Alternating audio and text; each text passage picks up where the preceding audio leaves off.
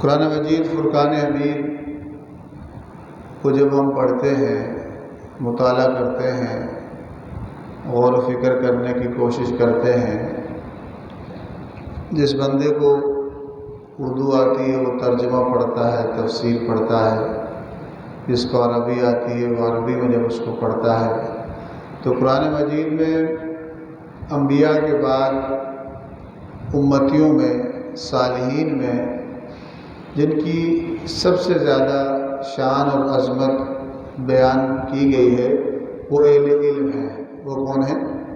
اہل علم ہیں۔ علم والوں کی شان اور عظمت بیان کی گئی ہے، کیونکہ علم پہچان کا ذریعہ ہوتا ہے، علم حقیقت سے آگاہی کا ذریعہ ہوتا ہے۔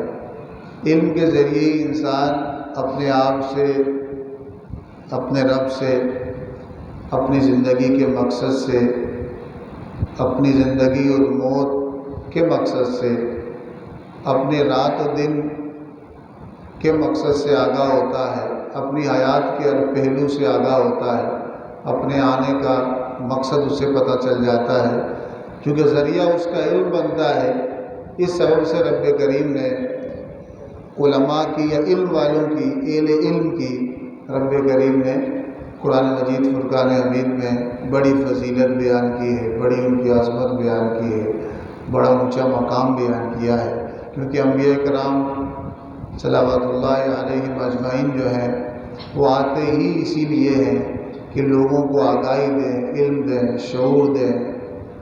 رسول اللہ صلی اللہ علیہ وسلم کی حدیث حضور نے فرمایا کہ بعثت معلما، مجھے رب کریم نے مبعوث کیا ہے، بھیجا ہے، اس لیے بھیجا ہے تاکہ میں معلم بنوں۔ یعنی معلم کا مطلب ہوتا ہے کہ میں علم پڑھانے والا بنوں، علم سکھانے والا بنوں۔ ظاہر بات ہے کہ علم کے ساتھ ساتھ عمل کی تلقین بھی ہوتی ہے، تو حضور کی ایک اور حدیث ہے، حضور نے فرمایا کہ بعثت لأتمم مکارم الاخلاق، کہ رب کریم نے مجھے بھیجا ہی اسی لیے ہے کہ میں اخلاق اور کردار کی تکمیل کروں۔ اخلاق اور کردار کی، وہ علم جو انسان کے اندر نکھار نہ لائے، سدھار نہ لائے، انسان کے کردار پر عمل نہ کرے، عادت کو نہ بدلے، تو اس علم کا کوئی فائدہ نہیں ہوتا، بلکہ وہ علم انسان کے لیے وبال بن جاتا ہے۔ کیا بن جاتا ہے؟ اس لیے رسول اللہ صلی اللہ علیہ وسلم نے ارشاد فرمایا، حضور کی ایک دعا ہے، حضور نے دعا جو حدیث کی کتب میں ملتی ہے، اللہم انی اعوذ بک من علم لا ینفع، اللہ تعالیٰ مجھے محفوظ رکھنا ایسے علم سے جو نفع نہ دے۔ جو نفع، ہر علم فائدے والا نہیں ہوتا، بلکہ جو بھی علم آپ پڑھتے ہیں، سیکھتے ہیں، ایشو یہ ہے کہ سیکھتے ہوئے آپ کی نیت کیا تھی، جو سکھانے والا تھا وہ کیسا تھا۔ دو چیزیں اثر انداز ہوتی ہیں۔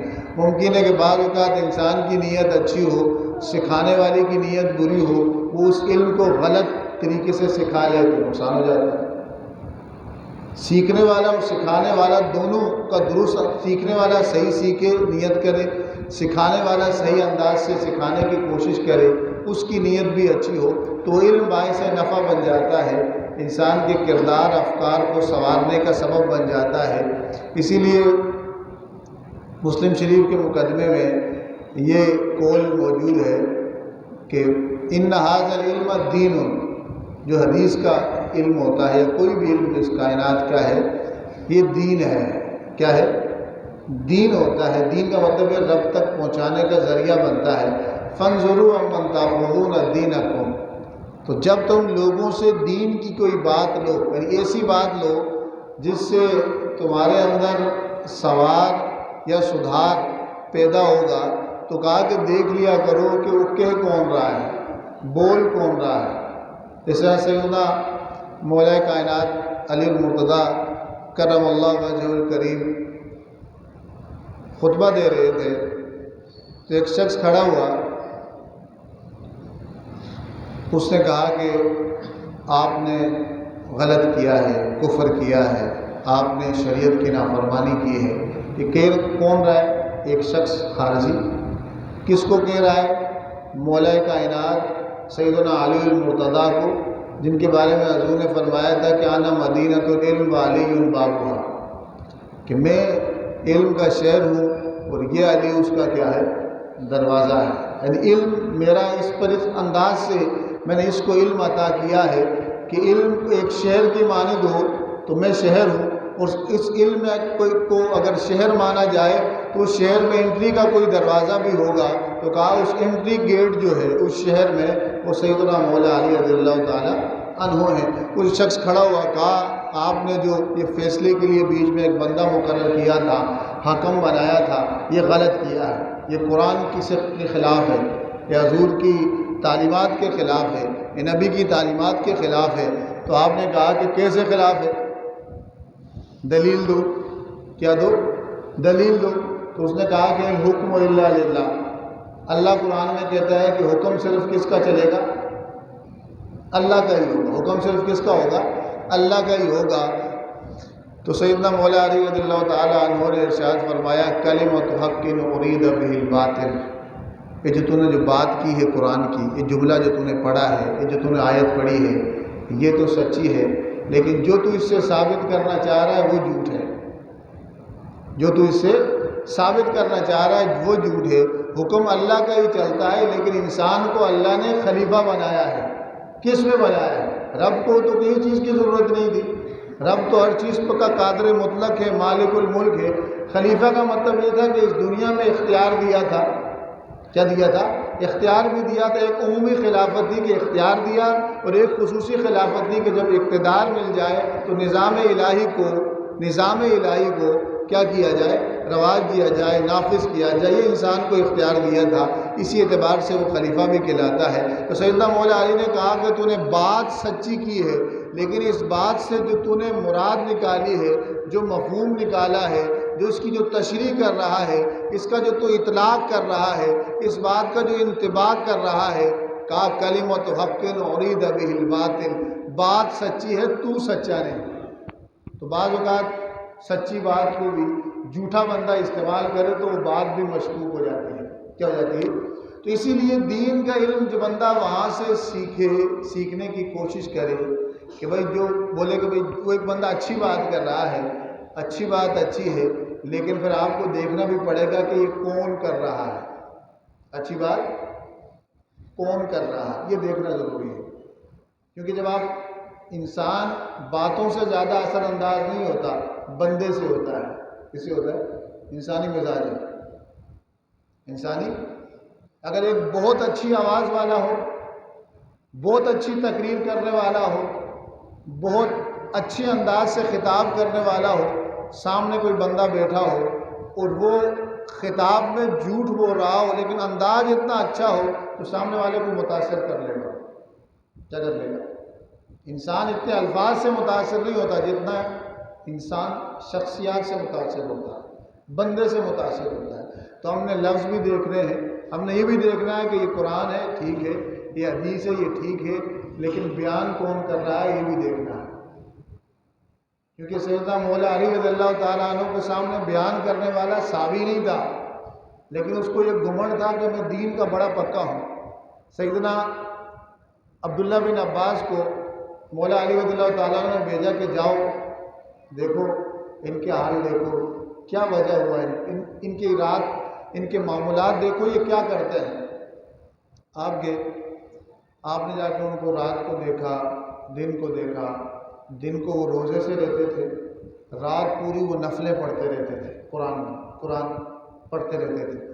اور سجدے کرنے کی وجہ سے ان کی پیشانی پر کیا تھا؟ زخم بن گیا تھا. اتنے لمبے سجدے کیا کرتے تھے. سیدنا عبداللہ بن عباس آئے، کہا کہ امیر المومنین جباہم قرۃ من السجود. دن کو وہ روزے سے رہتے ہیں، رات کو وہ سجدے میں رہتے ہیں، قرآن کی تلاوت کرتے رہتے ہیں، پھر سجدے میں جاتے ہیں. سجدے اتنے کثرت سے کرتے ہیں، نماز اتنی کثرت سے نفل پڑھتے ہیں کہ ان کی پیشانی پر کیا ہوگا، اور ان کا ظاہر ایسا ہے کہ بندہ دھوکہ کھا جائے. تو آپ نے فرمایا کہ ہمیں ان کے ظاہر سے ہم دھوکہ نہیں کھائیں گے، کیونکہ ہماری تربیت رسول اللہ صلی اللہ علیہ وسلم نے کی ہے، اور حضور نے ارشاد ہم سے فرمایا تھا کہ تمہارے بعد ایسی قوم سے تمہارا ٹاکرا ہوگا، ایسے لوگ جو تم میں پیدا ہوں گے، تم اپنی نمازوں کو ان کی نمازوں کے سامنے حقیر جانو گے. اپنی عبادت کو ان کی عبادت کے سامنے حقیر جانو گے، یعنی تم سے وہ زیادہ عبادت کر رہے ہوں گے، تم سے وہ زیادہ قرآن پڑھ رہے ہوں گے، لیکن حضور نے فرمایا کہ ان کا قرآن ان کی حلق سے نیچے نہیں اترے گا، کیونکہ قرآن کو سمجھنے کے لیے حضور کی بھی ضرورت پڑتی ہے اور حضور کے شاگردوں صحابہ کی بھی ضرورت پڑتی ہے۔ قرآن کو سمجھنے کے لیے عربی زبان کا ہے، نبی کی بھی ضرورت ہے، رسول اللہ صلی اللہ علیہ وسلم کی بھی ضرورت پڑتی ہے، اور حضور کے جو شاگرد ہیں صحابہ کی بھی ضرورت پڑتی ہے۔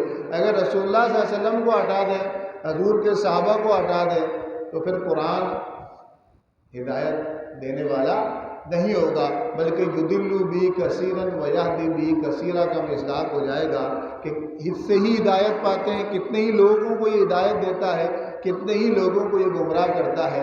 ہدایت کن کو دیتا ہے؟ جو ہدایت لینا چاہیں، جو ہدایت لینے کا جو پروسیس ہے، جو طریقہ کار ہے، اس کو فالو کرے، اور جو ہدایت نہیں لینا چاہتا تو اس کو یہ قرآن کیا کر دیتا ہے؟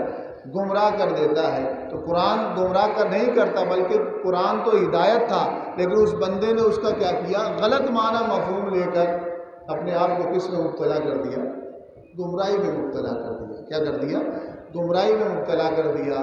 تو بات ساری یہ ہے کہ ہم قرآن کا علم بھی حاصل کریں، حدیث کا علم بھی حاصل کریں، لیکن اس کے ساتھ ساتھ یہ دیکھیں کہ قرآن کا علم دینے والا کون ہے، حدیث کا علم دینے والا کون ہے۔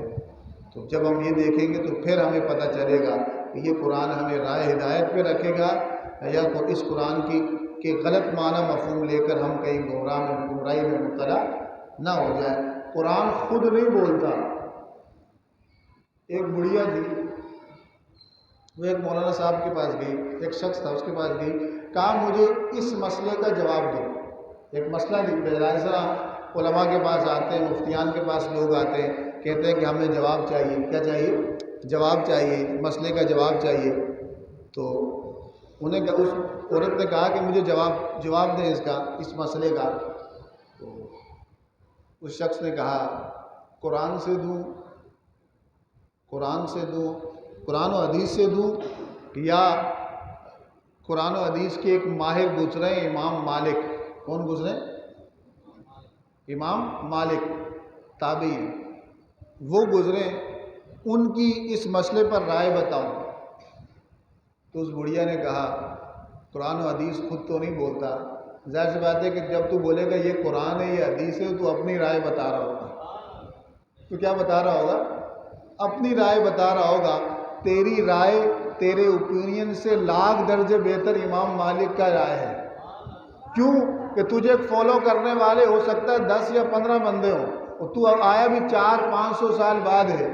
وہ جو امام مالک ہیں ان کو فالوورز ہزاروں میں نہیں، لاکھوں میں نہیں، کروڑوں میں ہیں، علماء ہیں، صوفیاء ہیں، ان کی رائے تیری رائے سے لاکھ درجے بہتر ہوگی۔ تو مجھ سے دھوکہ نہ دے، مجھے دھوکہ یہ کہہ کہ دھوکہ نہ دینا کہ قرآن سے بتاؤں یا حدیث سے بتاؤں، کیونکہ جو بھی تو قرآن سے بتائے گا، حدیث سے بتائے گا، وہ قرآن حدیث نہیں ہوگی، تیری رائے ہوگی، تیری تحقیق ہوگی، تیرا فہم ہوگا، تیری انڈرسٹینڈنگ ہوگی۔ جو تو مجھے بتا رہا ہوگا تیرے مقابلے میں وہ زیادہ قابل اعتماد لوگ ہیں۔ تیرے مقابلے میں تو یہ بات کہہ کہ بڑھیا تھی، سمجھدار تو تھی، وہ بندہ لاجواب ہو گیا کہ بات تو ٹھیک ہے۔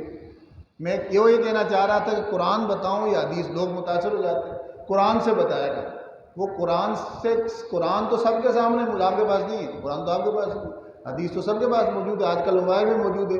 قرآن حدیث سے جو آپ سمجھتے ہیں وہ آگے بیان کرتے ہیں، قرآن و حدیث سے جو فہم ہوتا ہے اس کو آگے بیان کیا جاتا ہے۔ تو ہمارے نزدیک قرآن و حدیث کو حضور صلی اللہ علیہ وسلم کے بعد سب سے زیادہ اور سب سے احسن سمجھنے والے، حضور کے بعد، نبی صلی اللہ علیہ وسلم کے بعد قرآن کو سب سے بہترین سمجھنے والے جو لوگ تھے وہ حضور کے صحابہ تھے، اہل بیت اطہار تھے، اور تابعین تھے، تبع تابعین تھے۔ امام اعظم ابو حنیفہ رحمہ اللہ تھے، امام شافعی رحمہ اللہ تھے، امام مالک رحمہ اللہ تھے، امام احمد بن حنبل رحمہ اللہ تھے۔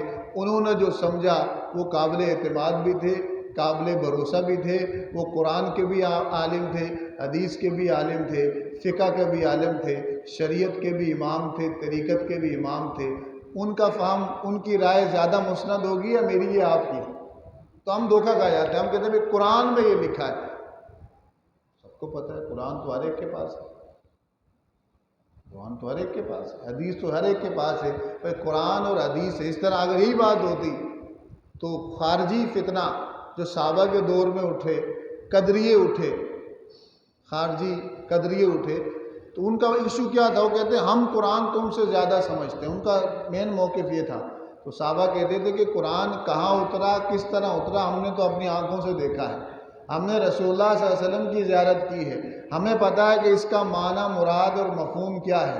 تم قرآن کے ظاہر کو لے رہے ہو، ظاہری الفاظ لے رہے ہو، لیکن اس قرآن جس پر اترا، جس نے اس کی تشریح کی، تم اس کو چھوڑ رہے ہو۔ جو قرآن کے ساتھ صاحب قرآن کو چھوڑ دیتا ہے، اس کی تشریح کو چھوڑ دیتا ہے، تو وہ قرآن اس کے لیے خیر کا باعث نہیں رہتا، اس کی نیت کی خرابی کی وجہ سے، غلط طریقے کی وجہ سے وہ قرآن اس کے لیے کیا بن جاتا ہے؟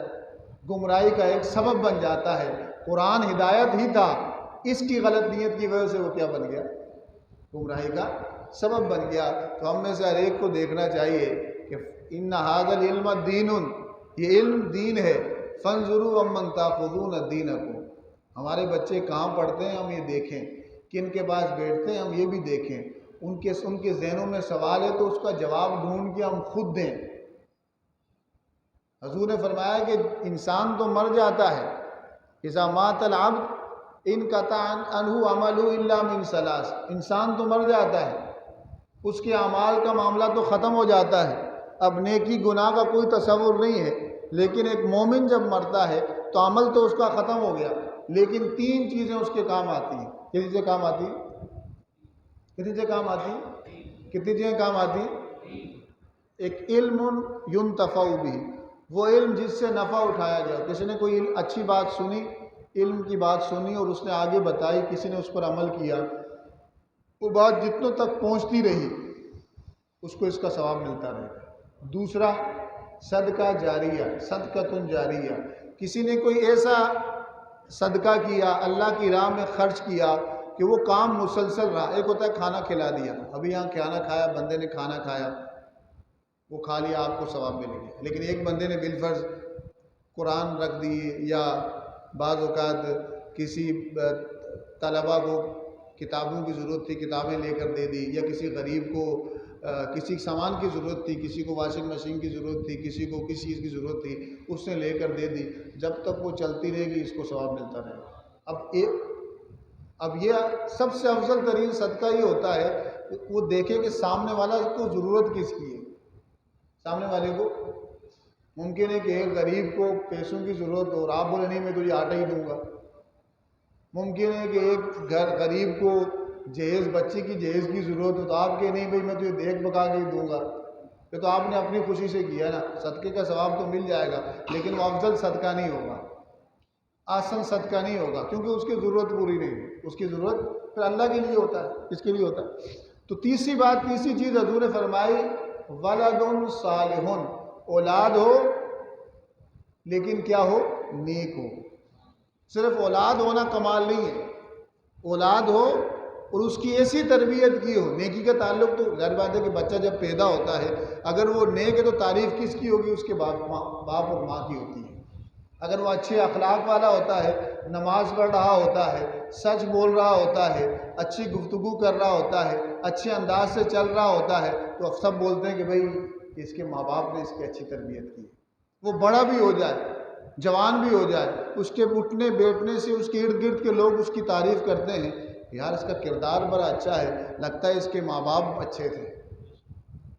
ولد صالح، صرف اولاد نہیں، اولاد تو باعث وبال بن جاتی ہے، بعض اوقات جہنم میں لے جانے کا ذریعہ بھی بن جاتی ہے۔ کہا ولد صالح، اولاد پیدا ہوئی، تم نے اس کو صالح بنانے کی کتنی کوشش کی، رزق حلال کما کے دیا، فرائض کی عبادت پہ اس کو لگایا، اس کی اچھی تربیت کی، اس کا خیال رکھا، اس کی فکری تربیت اچھی کی، علم اچھی جگہ سے تم نے دیا۔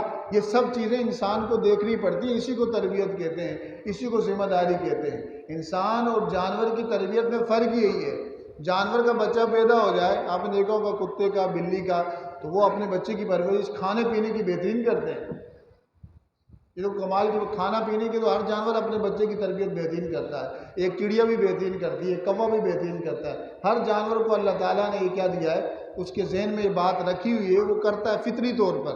لیکن انسان کیا کرتا ہے، انسان جو ہے اپنی اولاد کی جسمانی ضرورت کے ساتھ ساتھ اس کی روحانی ضرورت بھی پوری کرتا ہے، اس کی علمی ضرورت بھی پوری کرتا ہے، ذہنی ضرورت بھی پوری کرتا ہے، اور اخلاقی ضرورت بھی پوری کرتا ہے۔ صرف جسمانی ضرورت پوری کرنا وہ بھی ضروری ہے، لیکن حلال پیسوں کے ساتھ۔ کس کے ساتھ؟ حلال پیسوں کے ساتھ۔ حرام کھلا دیا اولاد کو، وہ بوال بن جائے گا۔ حرام اولاد کے لیے رکھ دیا، وہ اس کے لیے آگ ہے۔ وہ تو یہ سمجھ رہا تھا کہ میں بچوں کو جو ہے بچوں کی خوشی کے لیے جمع کر رہا ہوں۔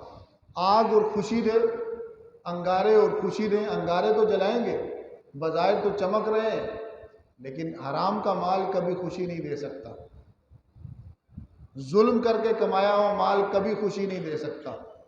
دوسروں کا حق غصب کر کے کمایا ہوا مال کبھی خوشی نہیں دے سکتا۔ اس کو تو ذہن سے نکال دیں۔ یہ رب کا یہ اصول ہے شریعت کا، یہ قانون ہے، قانون فطرت ہے۔ ظلم معاف نہیں ہوتا، چاہے جسمانی ظلم کیا ہو، چاہے کسی کا مال غصب کر کے ظلم کیا ہو، کسی کو دھوکہ دے کے ظلم کیا گیا ہو، اللہ معاف نہیں کرتا، وہ نکلے گا۔ خوشی دینا، اچھا رہنا، مستقبل اچھا ہونا آپ پلان کر سکتے ہیں، بنا نہیں سکتے، بناتا اللہ ہے۔ آپ نے رب کے احکام کے مطابق چلے، اللہ سے دعا مانگتے رہے، حلال کھلاتے رہے، اچھی تربیت کرتے رہے، انسان تو مر جاتا ہے، آگے اللہ تعالیٰ اس کی اولاد کو چھوڑتا نہیں ہے۔ تو رب کریم اس کی حفاظت کرتا ہے، اس کی کفالت کرتا ہے، ان کی تربیت کرتا ہے، ان کا کردار سنوارتا ہے، ان کے افکار سنوارتا ہے۔ اصل رب تو وہی ہے نا، انسان تو ایک عارضی تربیت کرنے والا ہوتا ہے مخصوص وقت کے لیے، اس کے بعد تو اللہ ہی کرتا ہے، پہلے بھی اللہ ہی کرتا تھا، پہلے ہی اللہ ہی کرتا تھا۔ تو انسان ہم میں سے ہر ایک کو چاہیے کہ ہم جسمانی ضرورت کے ساتھ ساتھ اپنی روحانی، ذہنی، فکری اور قلبی ضرورت کو بھی پورا کرنے کی کوشش کریں، رب کریم سے دعا کریں، استغفار کریں، کوشش کریں۔ ہم کیا کریں؟ کوشش کرنا تو کوئی مشکل نہیں، مشکل ہے کوشش کرنا تو کوئی مشکل۔ اللہ تعالیٰ نے ہمیں کہا ہے کہ تم کوشش کرو۔ کیا کرو؟ کیا کرو؟ ہمارا ایشو یہ ہے کہ ہم کوشش اس کو کہتے ہیں کہ آج میں نے بہت کوشش، پورا دن پھرتا رہا۔ بھائی تیری کوشش کی ابتدا اچھی نیت سے ہوتی ہے۔ کس سے ہوتی ہے؟ کس سے ہوتی ہے؟ کوشش کی ابتدا اچھے ارادے سے ہوتی ہے۔ کوشش کی ابتدا اللہ تعالیٰ سے دعا سے ہوتی ہے۔ حضور نے فرمایا جس نے صبح فجر کی نماز پڑھی جس کا جسم برکت والا ہو جاتا ہے، طیب النفس، اس کا جسم برکت والا ہو جاتا ہے اور وہ چست و توانا ہوتا ہے، اللہ کی حفاظت میں ہو جاتا ہے۔ جس نے صبح فجر کی نماز نہیں پڑھی، خبیث النفس کسلان، اس کا جسم بے برکتی والا ہو جاتا ہے، وہ سست اور کاہل رہتا ہے، رب کی حفاظت میں نہیں رہتا۔ ہم تو روز ایسے اپنے لیے لعنت اٹھاتے ہیں، کتنے لوگ پڑھتے ہیں ہم میں سے؟ بہت کم لوگ، بہت کم لوگ۔ کوشش کریں، کیا کریں؟ نیت کی، ارادے کی، دعا کی، پھر اپنے وسائل جو اویلیبل ریسورسز ہوتی ہیں، وسائل ہوتے ہیں، ان کا استعمال اپنی کوشش کے مطابق کرنے کی کوشش کریں، تو پھر اس کا نتیجہ اللہ پہ چھوڑ دیں، رب کریم برکت ڈالتا ہے۔ یہ ہو ہی نہیں سکتا کہ بندہ بیج بوئے اور وہ اس کو پانی بھی دے، اس کی آبیاری بھی کرے اور کومپل نہ نکلے۔ کسان بیج بوتا ہے اور کہے کہ یار میں بیج کیوں بوؤں، ہو سکتا ہے بارش آ جائے، تیز آ جائے، ہو سکتا ہے طوفان آ جائے، ہو سکتا ہے زلزلہ آ جائے۔ اگر کسان سارے یہ سوچنے شروع کر دیں تو ہم کچھ چاول وغیرہ کھا سکیں گے، گندم وغیرہ؟ وہ بیج بوتا ہے، کوشش کرتا ہے، اب بیج خراب نکلے نہ، اس کے وہ بیج بو کے اپنی کوشش کرتا ہے جتنی اس کی بساط ہے۔ تو رب کا ایک نظام چلتا ہے، اس بیج سے کومپل نکلے گی، درخت بنے گا، تناور ہوگا، جس کا وہ بیج لگائے گا۔ وہ لگاتا کون ہے؟ آپ نہیں لگاتا، آپ نے صرف بویا ہے اور کوشش کی ہے، پانی دیا ہے، اسپرے کیا ہے، بس۔ اب آپ بولے کہ میں نے درخت اگایا، ٹھیک ہے، تم نے بیج لگایا، اور اس کی حفاظت کی. بیج تھا بھی خدا کا، اس کو اوپر تناور درخت بنایا بھی اسی نے، پھل لگایا بھی اسی نے، لیکن تم نے صرف کیا کی ہے؟ کوشش کی ہے، اور اس پھل سے تم نے پھر کیا اٹھایا ہے؟ نفع اٹھایا ہے. اس طرح ہماری زندگی کے اندر بھی اچھے اعمال کے ہم بیج ڈالیں. کیا ڈالیں؟ بیج کتنا سا ہوتا ہے؟ چھوٹا سا ہوتا ہے، لیکن اس میں ہزار درخت ہوتے ہیں. ایک بیج کتنا سا ہوتا ہے؟ آم کی آپ ایک گٹھلی لگاتے ہیں، اتنی سی ہوتی ہے، اس میں ہزار گٹھلیاں نکلتی ہیں. لیکن ہزار گٹھلیاں نکلنے سے پہلے کتنا لمبا پروسیس ہوتا ہے کہ نہیں ہوتا؟ ایک مشقت والا وقت گزرتا ہے، ایک لمبا وقت گزرتا ہے. اس کے بعد جا کے اس ایک گٹھلی سے ہزار گٹھلیاں نکلتی ہیں. دنیا دارالامتحان ہے. آپ چاہتے ہیں کہ فوراً ہو، ایسا جنت میں ہوگا. کس میں ہوگا؟ کہ خواہش پوری ہوگی ہماری، لیکن جنت میں ہوگی کہ ابھی بیج ڈالا ابھی نکل آیا، ابھی بیج ڈالا ابھی نکل آیا. وَلَكُمْ فِيهَا مَا تَشْتَهِي أَنفُسُكُمْ، اللہ کہتا ہے تمہاری یہ خواہش وہاں پیدا ہو، وہ پوری ہوگی. وَلَكُمْ فِيهَا مَا تَدَّعُونَ، یہ جو تمہاری چاہتے ہیں کہ فوراً ہو جائے، تم صرف یہ چاہتے ہو کہ اچھائی فوراً ہو جائے. گناہ کروں تو اس کا سزا فوراً نہ ملے. اب فوراً سب کچھ چاہو نا بھائی. یہ کیا ہوگا کہ میٹھا ہف کڑوا تھو. دنیا دارالامتحان ہے. یہاں رب کریم نے اگر وقت رکھا ہے تو اس میں بھی فائدہ ہے. اس طرح نیکی یا کوئی بھی عمل اچھا کریں تو اس کا اجر ہمیں وقت کے ساتھ ملتا ہے. تو برائی کی سزا بھی فوراً نہیں ملتی. بہت سارا وقت ہوتا ہے، توبہ کر لے معاف ہو جاتی ہے، اچھے کام کر لے معاف ہو جاتی ہے، صدقہ خیرات کر لے معاف ہو جاتی ہے. بہت سارے ایسے معاملات ہیں. دنیا دارالامتحان ہے. یہ ایک ایگزامینیشن ہال ہے، امتحان کی جگہ ہے جہاں ہم پیپر دے رہے ہیں. یہاں ہمارے من پسند سوال نہیں ہوں گے. من پسند سوال کس کے ہوں گے؟ ایگزامینر کے ہوں گے، جس نے پرچہ بنایا ہے. ہم نے تو کوشش کر کے تیاری کی ہے، اس کا جواب دیں گے. اس کا جواب دیں گے اپنے عمل اور کردار کے ذریعے. اللہ تعالیٰ ہم سب کا حامی و ناصر ہے. جو کچھ سنا اس پر عمل کرنے، دوسروں تک پہنچانے کی توفیق نصیب فرمائے. ذکر کے جو حلقے لگتے ہیں وہ اسی لیے لگتے ہیں کہ مل بیٹھ کے رب کو یاد کیا جائے. یہ بچے معصوم ہوتے ہیں، آپ بچے کتنے نیک لوگ ہوں گے. تو ہم نماز پڑھتے ہیں، ہم کہتے ہیں ایاک نعبد و ایاک نستعین، اللہ ہم سب تیری عبادت کرتے ہیں، ہم سب تجھ سے مدد مانگتے ہیں. آپ تو اکیلے پڑھ رہے ہوتے ہیں، ہم کیوں بول رہے ہوتے ہیں؟ علماء فرماتے ہیں اس لیے بول رہے ہوتے ہیں کہ جب بندہ نماز پڑھتا ہے تو اس کے ساتھ اس دنیا کے اندر لاکھوں لوگ پڑھ رہے ہوتے ہیں.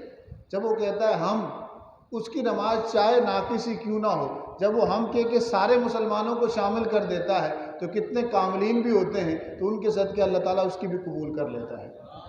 اگر پوری نماز میں نیت ٹھیک رہے تو، پوری نماز میں نیت ٹھیک رہے تو.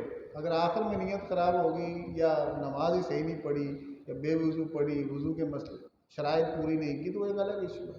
قبول ضرور ہوتی ہے.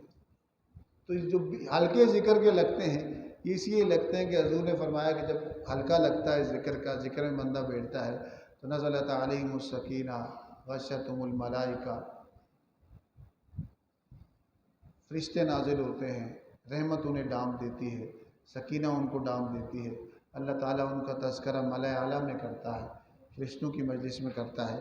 لیکن اچھی نیت کے ساتھ ہو. ہم سب اچھی نیت کریں، اچھا ارادہ کریں تو اللہ برکت دے گا.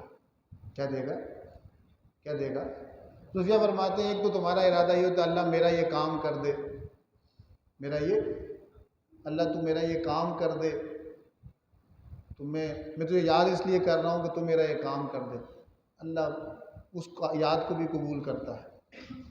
کچھ لوگ ہوتے ہیں کہتے ہیں اللہ میں تجھے یاد کر رہا ہوں اس لیے کہ تجھے ہی یاد کیا جائے، تجھے ہی یاد کرنے کا حق ہے.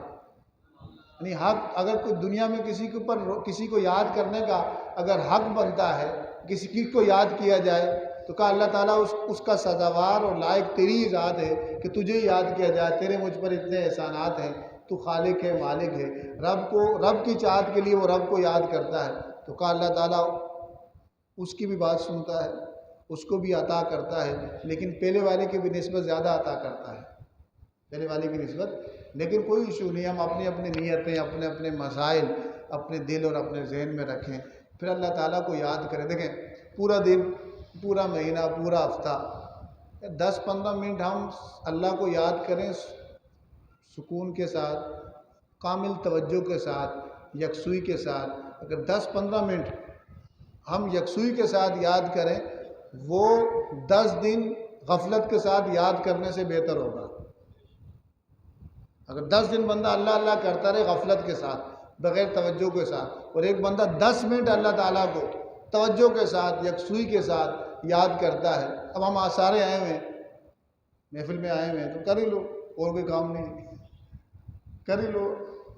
10 منٹ میں کیا جاتا ہے؟ وہ تو ہم گلی کے نکڑ پہ گپوں میں گزار دیتے ہیں، ٹی وی دیکھتے ہوئے گزار دیتے ہیں، موبائل چلاتے ہوئے گزار دیتے ہیں، فضول گویائی کرتے ہوئے گزار دیتے ہیں، فضول گویائی کرتے ہوئے گزار دیتے ہیں. 10 منٹ کیا گھنٹے گھنٹے گزار دیتے ہیں. کوشش کریں یہ 10 منٹ، شیطان نہیں چاہے گا، ہمارا نفس نہیں چاہے گا بھائی یہ یاد 10 منٹ کیوں یاد کریں، اس کے 10 منٹ مجھ پر بڑے بھاری ہوں گے. اگر یہ 10 منٹ اس نے یاد کر لیا، پچھلے سارا کچھ معاف ہو گیا، میری کوششیں دہرائے گا. شیطان یہ بولے گا، اور نفس تو ہی بولے گا اگر اس نے 10 منٹ یاد کر لیا، رحمت ہو گئی، میں تو مغلوب ہو جاؤں گا.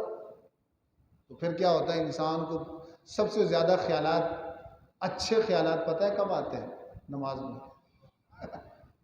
اچھے مطلب کہ تعمیری خیالات، کاروبار کے اچھے خیالات.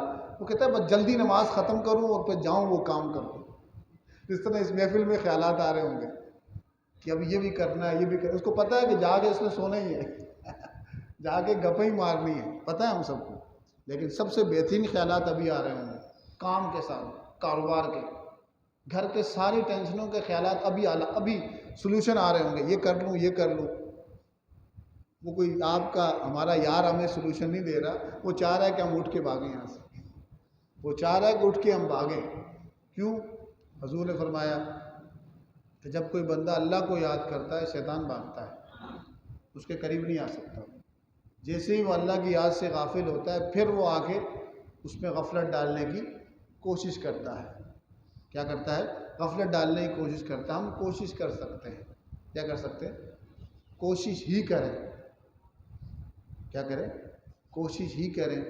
کوشش ہی کرتے کرتے اللہ تعالیٰ برکت ڈال دے گا ہمارے جملہ معاملات میں، ظاہر و باطن میں، زندگی میں، آل اولاد میں، سوچ و افکار میں، مستقبل میں، حال و استقبال میں. جو ہم چاہیں گے وہ ہوگا، لیکن جو بہتر ہوگا وہی ہوگا، نہ کہ ہماری چاہت کے مطابق. بعض اوقات چاہت کے مطابق بہتر ہو جاتا ہے، وہ ہو جاتا ہے. بعض اوقات انسان جلد باز ہے. کیا ہے؟ جلد باز ہے. وہ ہر چیز میں جلدی چاہتا ہے، ہر چیز میں جلدی چاہتا ہے. کھانا گرم آئے کہا فوراً کھا لوں، پھر منہ جل جائے گا. کیا ہوگا؟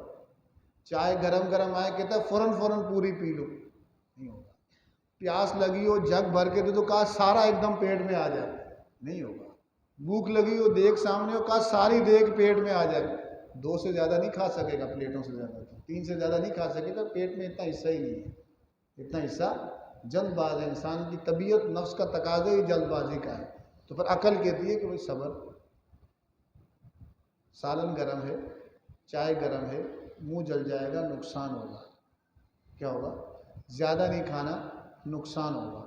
زیادہ نہیں پینا، نقصان ہوگا. یہی چیز وبال بن جاتی ہے. یہ تو خیر پانی پیاس بجھاتا ہے، کھانا بھوک مٹاتا ہے، لیکن یہی پانی وبال بن سکتا ہے اگر زیادہ پی لیا جائے. الٹیاں شروع ہو جاتی ہیں. یہی کھانا وبال بن جاتا ہے اگر زیادہ کھا لیا جائے.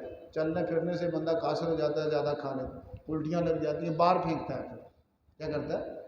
تو انسان کا نفس ہوتا ہے جو زیادہ کا حریص ہے. زیادہ کا، ضرورتیں زیادہ نہیں ہیں، خواہشیں زیادہ ہیں. خواہشات زیادہ ہوں اچھا ہے، لیکن حالت اعتدال میں زیادہ ہوں. خواہش بری چیز نہیں ہے، کسی پہ جیتا ہے انسان، کسی پر ہی مرتا ہے آگے جا کے. لیکن خواہشیں حالت اعتدال میں رہیں تو اچھی رہتی ہیں. ورنہ بندہ چلتے پھرتے جو کچھ اللہ نے دیا ہے اس کا ناشکرہ ہو جاتا ہے. جو دیا ہوا ہے اس کا ناشکرہ ہو جاتا ہے. جو دیا تھا، جو ماضی میں دیا ہے. انسان کتنے لوگ ہیں 50 سال کے ہوتے ہیں کچھ بھی نہیں رہا. کہا وہ 49 ایئرس جو آپ کھاتے پیتے رہے، خوشی میں رہے، وہ یاد ہے آپ کو؟ زندگی کے 91 سال میں اس پر مصیبت آئی، 50 سال اس نے دھوم سے گزارے. وہ 91 سال میں کہتا ہے کچھ ملا ہی نہیں. 50 سال بھول گیا تھا.